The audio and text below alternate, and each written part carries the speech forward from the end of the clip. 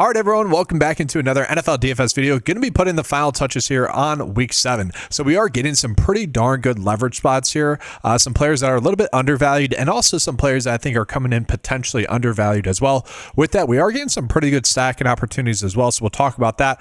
We're going to go ahead and plug in all that information into the 9-to-5 lineup builder so that we can make some good GPP builds. Also, I'll show you guys kind of not my last look cash build, but a cash build that I am definitely going to be considering as well for week 7. So with that, let's go ahead and get into it.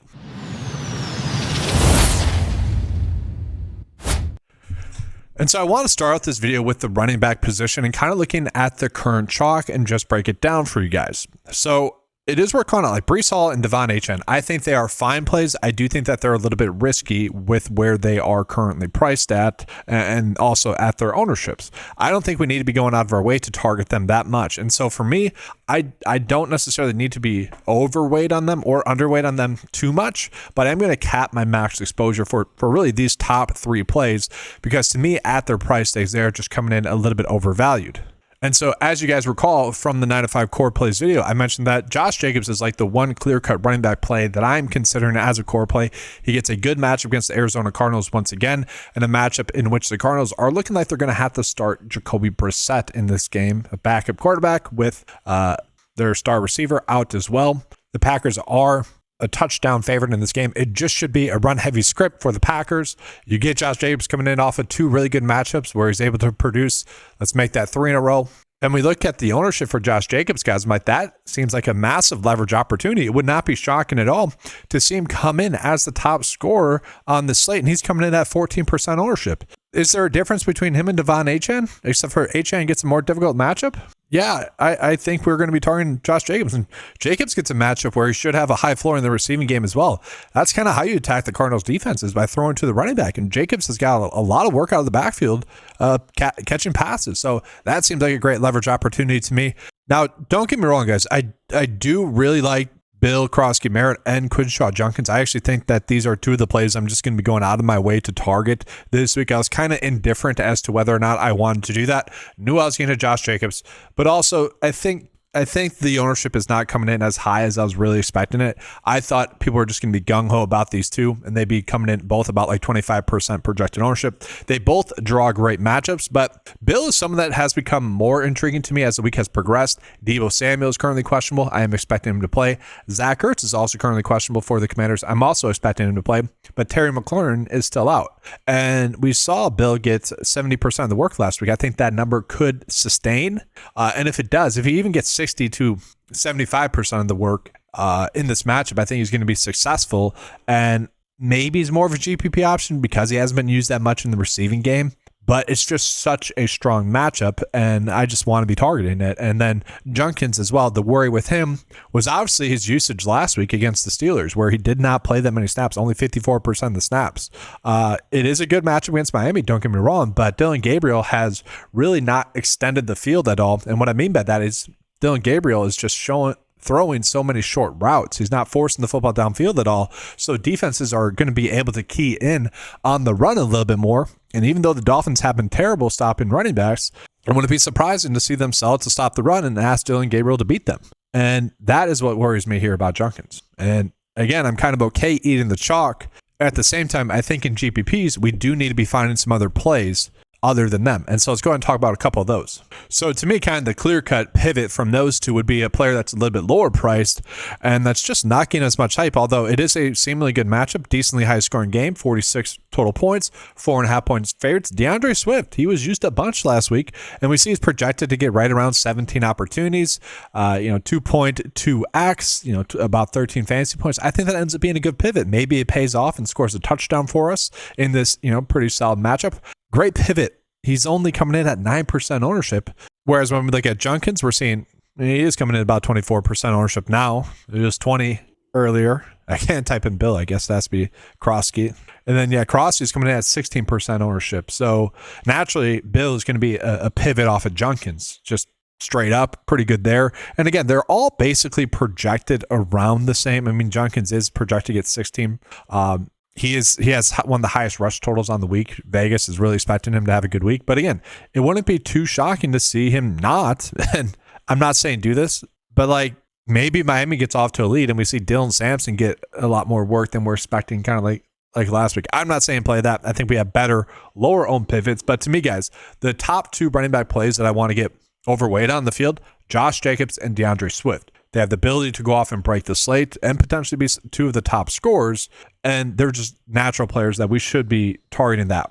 We are kind of getting some secondary values as well that I think we could consider as well. Kamani Vidal is interesting. I was more on the Hassan Haskins train, I guess, last week. That was completely wrong. That was a bad call. We don't need to really rehash that. Basically, it was the preseason usage. I was just betting on them showing that they loved Haskins. And I was like, all right, well, you can trust that. Kamani Vidal is coming in, decently high owned, about 13% ownership. So it's not like we have to go crazy with him. But if you're looking to get a little bit more unique and maybe don't want to play Junkins, who's a stream chalk, this is a little bit of a way to get lower owned. He did end up getting a majority of the snaps, and we do see he's projected to get right around 16 opportunities, and 12 DK points is not terrible. Maybe he falls into the end zone for us. Not exactly a great matchup, but it is a game that's projected to be high scoring. So I don't hate that. And then also a pretty good pivot as well is going to be Jordan Mason, who's less than 10% projected owned. He is someone that is a little bit touchdown dependent, but the team is likely to play Carson Wentz at quarterback this week, which I actually think is an upgrade for the whole offense. Now, it is a game that's projected to be a little bit lower scoring, but really, would it be that shocking to see Mason in a game that's not terrible? Like, this isn't a bad matchup. Would it be surprising for him to outscore Junkins or Bill? I don't think so. I think that's a natural pivot that we should be making. Now, the question then becomes, do we need to just fade both Bill and Junkins in a lineup, or can we do one of them? I would probably just do one of them. And that's kind of the issue with this week is Jacobs I want to be on, Bill and Junkins I want to be on, JT I definitely want to be on. And it's not like I don't like Javonte Williams. HN I do feel like is a little bit higher owned, probably should be around 15%. And then Breece Hall is coming in a little bit overvalued as well, but he's a strong play. Like, it makes sense for him to get a bunch of work in this game. Had 70% of the snaps last week. So it's not like I don't want to be on those players. I just don't want to be over owned on them. I want to be a little bit undervalued on them to get to some of these players I think are good leverage opportunities. And so for Jordan Mason here, guys, you can see I'm setting my ownership, my min ownership to him about 12%. Josh Jacobs 22%. Those to me are the good spots. DeAndre Swift, we're going to bump up to 15. Okay, I want to be on about 15%, so about 4% more than the field. And there is one other player that I do think we want to consider, and that's Tajay Spears. Tajay Spears is coming in at 1% projected owned. Now, I don't think we should be expecting like a massive game out of Spears, but he did out-snap Tony Pollard last week. And we got to factor in a couple of things here. 1, Calvin Ridley's out in this game. Okay, so that's been confirmed. 2, this game is going to be a game in which they're expected to lose by more than a touchdown once again. And so with that, this is a game where they're likely to be playing from behind and having to throw the football more. Maybe we could end up seeing Spears and Pollard on the field together. Maybe. But if Spears is going to get 4 targets again, which he could end up doing, even if he only gets 50% of the snaps, if he ends up doing that, it doesn't take that much more for him to be a great value for us at under 5K. If he scores a touchdown, for example, that's huge at under 5K. And I do think that's in the realm of possibilities for us here. And maybe they're even trying to trade Tony Pollard because it doesn't really make sense to have him on their roster now with it being a lost season. So maybe Pollard isn't as involved as we would have thought. I don't think we need to go crazy with that. Again, I'm only saying be about 4% higher. If you only want to be 3% of him, that's still a little bit of a leverage spot there. Now, to be clear, that's not the Woody Marks call from a few weeks ago where I was just like, this is crazy that he was coming in that low owned with the week that Woody Marks broke out. It's not exactly that, but it is a lighter version of that for sure. All right, and real quickly, guys, we need to talk about the receiver ownerships as well. So I do think I'm just going to eat the chalk on Chris Olave and Rashee Rice. I mentioned I liked Chris Olave as a core play. I was also a little bit hesitant to label him a core play just because there are you can poke some holes in it where the Bears haven't necessarily given up a lot of receptions to opposing receivers, just production as a whole, a lot due to touchdowns. So it's not like foolproof for sure. It's just more of a pricing and target floor type thing. And I think he makes a lot of sense in Spencer Rattler stacks, who's coming in pretty under-owned, and it's a game that is appealing for sure. Rice is someone you could kind of poke holes in as well. First game back. Maybe it ends up being a Xavier Worthy game, honestly, because the teams are going to be giving defensive attention to Rice. Maybe Rice doesn't end up playing a full allotment of snaps. I know reports are suggesting that he will, but why would they tell us that? Why would they leak that information? Maybe it ends up being the opposite. And so those 2 plays, I think I'm just going to be like even weight with the field, maybe a little bit higher. CeeDee Lamb I really like. AJ Brown, that's a little crazy to me. But I mentioned a player as a core play earlier on this week. I even made him a cover boy. Cortland Sutton coming in at under 10% projected owned at under 6K. Like, this is insane. Like, just when I sort by value, guys, here, just in regards to like value, he's one of the better values on the slate as well. Now, don't get me wrong, Rice is there, Olave is there, Debo's potentially there, Romeo Dobbs is there, CeeDee Lamb, Pittman's there, he's not terrible, and then AJ Brown's still there. But Sutton is the one that stands out. And the only way that Sutton isn't able to hit value this week is if the game ends up being a blowout too quickly. But this is a matchup against the Giants, who have given up the second most receptions to opposing receivers and the second most receiving yards to opposing receivers as well. Cortland Sutton is coming in off of a predictably bad game.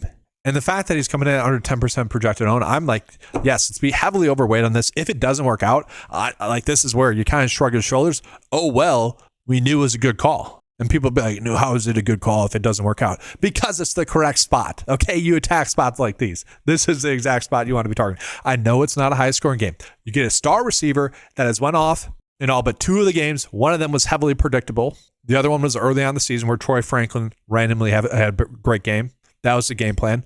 Chances are that they're going to get their star receiver involved in a great matchup. And if the targets are there as they should be, he should go off. And that's insane. 7% ownership, that's crazy. But another one that I was pretty darn shocked about, because I was also considering him to be a core play, is Quentin Johnston. Now, it is still early on. It's Saturday morning as I'm recording this video. Ownerships will adjust. Maybe these end up changing. But Quentin Johnston at under 10% owned again. Arguably the star receiver, the number 1 receiver for the Chargers. Now, the concern is he's coming in off of a hamstring injury, right? That is a concern. Maybe he kind of gets eased back into things. Maybe some of the design plays that were going to him go to Ladd McConkey. Maybe they go to Keenan Allen. Maybe even they go to Gadsden. But they still are on their 3rd running back, okay? And you do attack the Colts more rushing the football. And it is still a high-scoring game. And he is still projected to have a good game. He's projected to get 13.5 points in a game that is a 48.5 point total. Yes, we should be targeting. That is crazy to me that he's coming in at under 10% projected ownership. And so to me, those were 2 of the better like leverage plays that we were getting for receivers that we would want to pay up for. Okay. That being said, I do think we are getting some pretty decent values as well at the receiver spot. So I want to talk about some of the values that we're getting as well. So the Tennessee Titans are obviously going to be thin. Okay. So DK at almost the min price is appealing there. He's someone you would expect to get about 60% of the snaps. But the receiver number 1 last week was actually Van Jefferson. I ended up getting 6 targets, 4 receptions, 75 receiving yards, which really made me annoyed about the whole Calvin Ridley not being able to play, because, I would have had lineups that got about 11 more DFS points, if not more than that. A little bit tilting there. But Van Jefferson at almost the min price as well. If you need a dip down this low, if you're really trying to go studs and duds, this is a great play. This is seriously a great. Let's just show you guys what I mean by this. So let's say you don't even want to mess with like Junkins and Ja'Cory Krosky Merritt there. Let's just say I'm just going to load up on the studs. We got JT there. We want to get Jefferson, Lamb, and Builds. They both get pretty solid matchups. DST wise, we're going to punt. Whatever. We'll go some. Just for example purposes, we'll just go to Raiders here. Fannin is the core play tight end, as I already mentioned this week. We're going to be playing him. Quarterback wise, whatever. Who do we got here? Jefferson, Lamb, and then Jefferson. Let's go Wentz. Whatever. Stack with Wentz with Justin Jefferson. I think I'm fine with that. And then 4.2 left over. There's actually plenty of value here as well at the 4.2 range. Maybe go to Alec Pierce, who I'm actually going to mention Adonai Mitchell in a second here. But Alec Pierce is someone that is going to get a little bit of an increase in playing time as well. That's due to Josh Downs being out. And I do think that production is actually mostly going to go to Tyler Warren, who's a player that got on a little bit more as the week has progressed. But maybe it ends up being Alec Pierce. So I'm fine with that. For example purposes, we'll just plug him in. But that's the point here, guys, is that we can pay up for, 4 of the likely top 10 scores on the slate. And then we're getting one of the better tight end values still. Carson Wentz is fine, obviously, with this lineup where we're stacking Jefferson. Like, it's a logical build, and we are still targeting one of the higher scoring games on the slate. So, pretty decent. We won't play Raiders. You would work that out a little bit, but you guys get the point there. Great value. And then Humphrey Jordan as well. So last week, I did kick myself for this with the coverage DFS-wise where he wasn't active. I was checking this before I recorded the video and did my 9 to 5 write-up. And then after I did both of those, I did the DFS video, the showdown video the night before with the write-up. Like an hour after that, we got news that Humphrey Jordan was going to be active off the practice roster. And it kind of makes sense. You need someone on the outside. He's a little bit of a better outside receiver than Collins and also Jalen Hyatt, Whereas those guys are more downfield threats. Like, sure, they can pop a big play, but Humphrey is more the every down player. And so it did make sense. I was kicking myself for that. I was kind of mad. But anyways, maybe we can bounce back this. We can use him. Okay, he's priced at 3.1 again. Slayton is still in this game. It's a matchup with Denver, a game that they are projected to lose by a decent amount. And he's not coming in that high owned as well. Like, he's a great value. Ended up with 8 targets, played a bunch. Majority of the snaps, he was the receiver number 2. And I know Denver's been great. Don't get me wrong, but negative game script, I don't mind it. And it's kind of a weird week for the Broncos where they traveled overseas last week. Now they have a home game for them, but didn't get a bye after that game. You know, teams might try to do that, schedule a bye after the trip overseas. Maybe the defense isn't as ready to go. I doubt it, but Dart's been looking good. Maybe the run threat of Dart opens up the passing game as it did last week. So we could find reasons to be on Humphrey Jordan, but the fact that he's 3.1 just makes him in play already. Even if we get 9.5 out of him, that's pretty darn encouraging. So I mentioned Mitchell as well. I think he ends up being a pretty good value here. I do think it's going to be Michael Pittman, obviously getting a bunch of the snaps as he has, then probably Alec Pierce. But if Mitchell even gets 50% of the snaps at 3.4, he's intriguing. It's a decent way to get some playing time in a in a very high scoring game, a game that could end up being a shootout. Mitchell is someone that if he just scores that touchdown there, the narrative on him is completely different. Okay, they penalized him last week and they were able to win, but they're going to have to play him in this game with Josh Downs banged up. And even if he plays in the Josh Downs role, even at 3.4, that's interesting. And he was the talk of the camp. He was the player that was getting all the hype out of camp. And if he ends up in the Josh Downs role, even if he's playing 55% of the snaps or so like Downs was playing, if he still gets like 5 to 6 targets, he's able to turn that into 10 DFS points. That's huge. The talent's there with him. I don't know. Guys, we are getting like too many good logical receiver values to the point where I think we want to be 3%, 4% own on all of them, but we don't need to go crazy with them as well because there's too many good ones. There's not like an obvious one. And then 2 more here, guys. So Jalen Coker is expected to be active. He is priced at 4K, so not necessarily as good as the other options. Not really a great matchup against the Jets, but don't be surprised if he's pretty heavily involved. I think it's a little bit too risky, though, especially when we're getting some of these other values. And then Chris Moore is worth calling out as well. So another situation where I was kind of kicking myself about it was Chris Moore. And it was the reverse of Humphrey because at the start of the day, and I mentioned this in the 9 to 5 write-up, he was someone that was projecting out really well. And then I was like, they had 2 other players that they called up to be active, both receivers. And I'm like, oh, maybe Chris Moore will not be as involved as the projection data was suggesting because they already had Jalen Lane there. They already had Luke McCaffrey. They called up Tay Martin and Ja'Cory Brooks. I'm like, oh, maybe Ja'Cory Brooks is actually going to be more involved than Chris Moore. Nope, that was wrong. That was stupid. Okay. Although it was awesome main site-wise last week, I was kicking myself for 2 of the showdown sites because of slight pivots like that. That would have been huge. And it was very annoying. That being said, whatever. That's going to happen, right? It's showdown sites. You're trying to get a little cute maybe sometimes. Pretty darn spot on for the week 7 Thursday night showdown.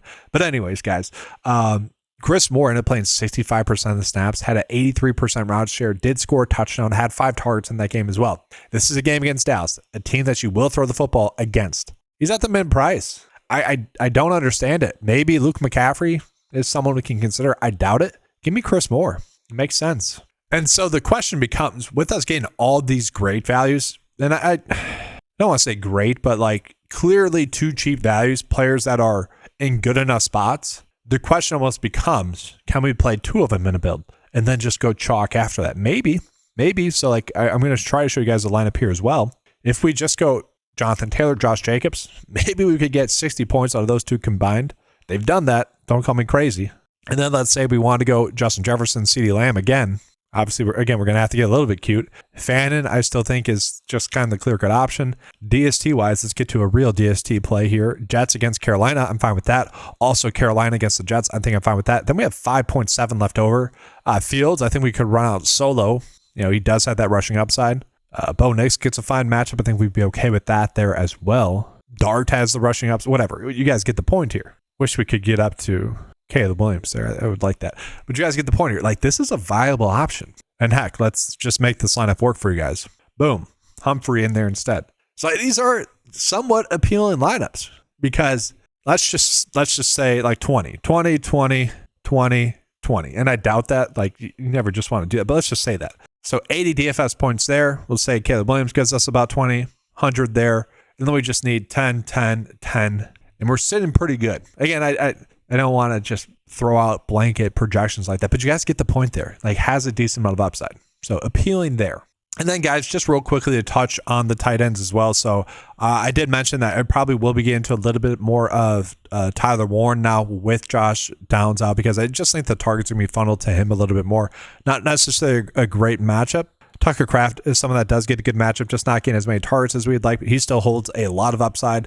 Darren Waller is someone that has gotten more snaps each and every week, ended up getting a touchdown, kind of saved us last week if you guys used him. Don't hate him, but really the clear-cut play is Fannin, just as price tag. With David Njoku out, like, Fannin does become one of the better plays on the slate. He should get a heavy target share. The route tree has been, in regards to where Dylan Gabriel's hitting it, he's just throwing a lot of short routes, which should benefit Fannin because that's basically all he's running. So that's kind of the play that I'm going with tight end wise. There's still Mason Taylor, Michael Mayer's there, Gadsden's there, but I don't think we get cute with it. We just play Fannin. And so with that, let's kind of close. Well, quarterback wise, guys, this is, to me, it's a quarterback stacking slate. Like, Jane Daniels does get a good match against the Cowboys, but he's priced correctly. Like, we don't need to go out of our way to target him. The quarterback I like the most is actually Dak, now that he has CeeDee Lamb back as well. George Pickens is still there, obviously. Like, just a great spot for him in a matchup against the Commanders. I really like him as a play. Jordan Love, don't be surprised if he has a good game, but Caleb Williams is in a good spot against the Saints.